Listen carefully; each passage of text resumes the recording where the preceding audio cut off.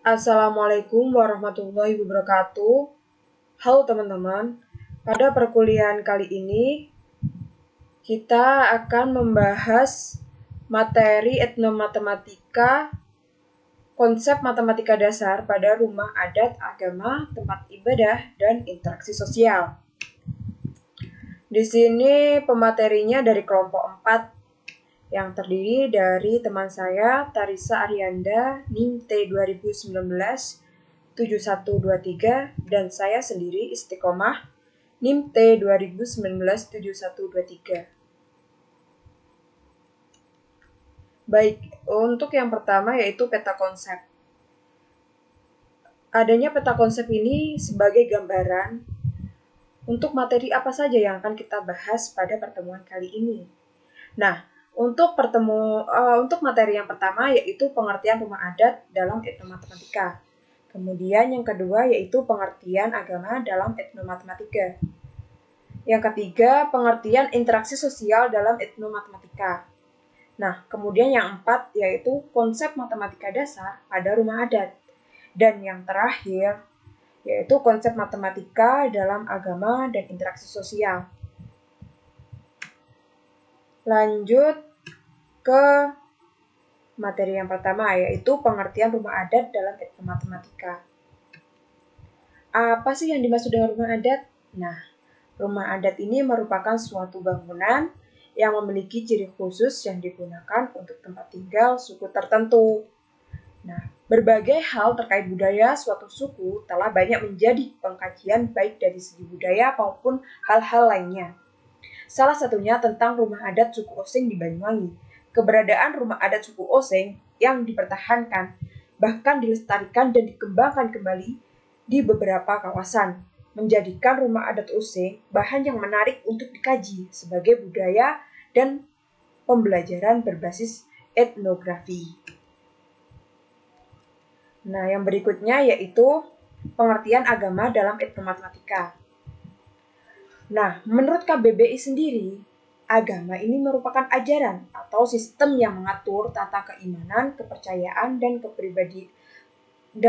peribadatan kepada Tuhan Yang Maha Kuasa, serta tata kaidah yang berhubungan dengan pergaulan manusia dan manusia, serta manusia dan lingkungannya.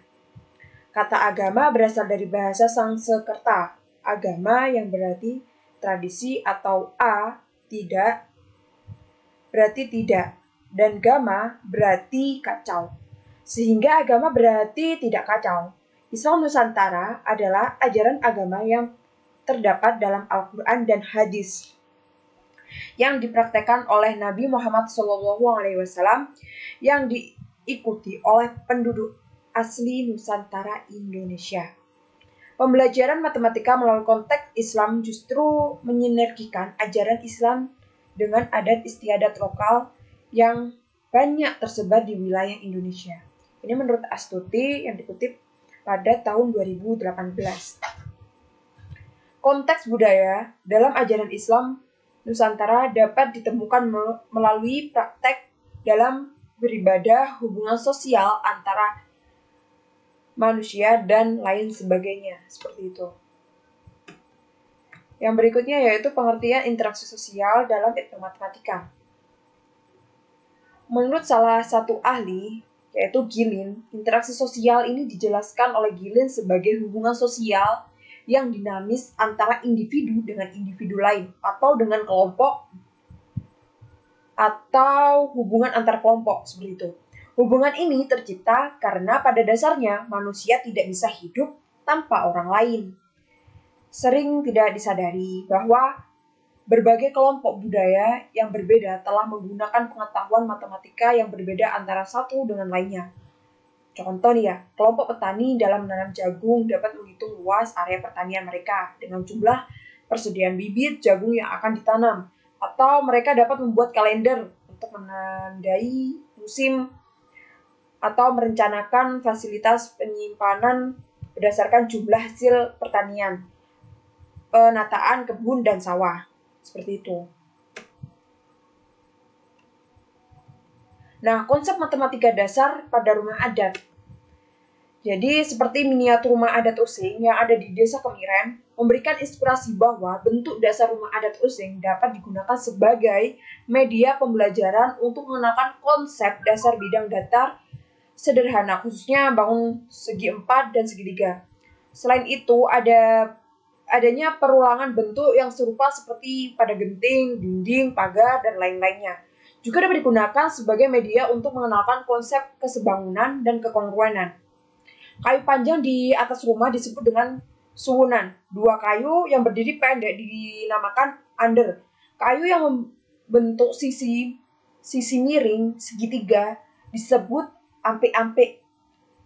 Nah, kayu yang di bawahnya under dinamakan lambang, dan di bawah lambang terdapat jahit pendek, yaitu tiang yang menghubungkan saka depan dengan saka belakang, seperti itu.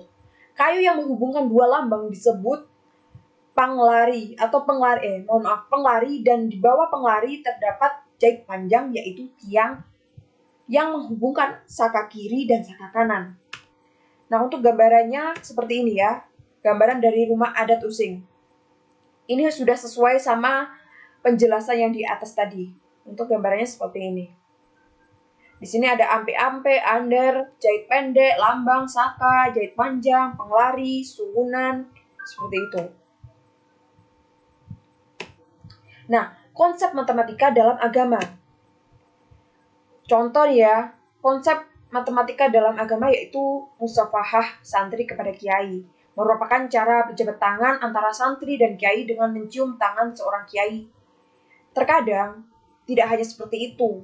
Santri berjalan dengan posisi jongkok menghampiri kiai untuk mencium bolak-balik di punggung dan telapak tangannya. Secara berjabatan tangan ini merupakan budaya pada santri yang berislam Nusantara. Jika dikaitkan dengan pembelajaran, khususnya matematika nih ya, maka fenomena ini dapat dijadikan konteks dalam konsep faktorial, di mana konsep ini dapat digunakan untuk menentukan banyaknya urutan terkait berjabat tangan. Untuk gambaran konsep matematika dalam agama itu seperti ini ya. Nah, seperti ini. Ini ketika santri mencium telapak atau punggung tangan dari sang kiainya. Nah, yang berikutnya yaitu konsep matematika dalam interaksi sosial. Pada konsep matematika interaksi sosial, dasar geometri yang diawali dengan menentukan lokasi yang digunakan untuk rute perjalanan, menentukan arah tujuan atau jalan pulang dengan tepat dan cepat. Nah, beberapa masyarakat memiliki kode atau simbol tertentu dalam menetapkan lokasi di lingkungannya. Menentukan lokasi bagi masyarakat Tolaki nih misalnya, juga digunakan untuk menentukan batas-batas wilayah, ladang, sawah, dan kebun. Selain itu, tanda-tanda alam seperti gunung, batu besar, hamparan sungai masih dijadikan sebagai batas wilayah utama hamparan tanah leluhur mereka yang pernah memerintah di daerah setempat, seperti itu. Selain menggunakan batas alam sebagai batas lahan, penggunaan tanaman tahunan seperti sagu, kapuk, beringin, pohon jati, dan rotan masih digunakan sebagai batas lahan. Area yang ditandai sagu sepanjang sungai dan rawa merupakan tanah milik warisan sampai beberapa generasi, seperti itu. Karena tanaman sagu sukar punah, selain itu, tanaman sagu ini merupakan pelengkap mas kawin selain kerbau, gong, tempayan, dan seuntai kalung emas, seperti itu. Nah, itu tadi penjelasan dari kelompok 4. Sekian, terima kasih. Panjang umur, hal baik. Sukses selalu buat teman-teman. Wassalamualaikum warahmatullahi wabarakatuh.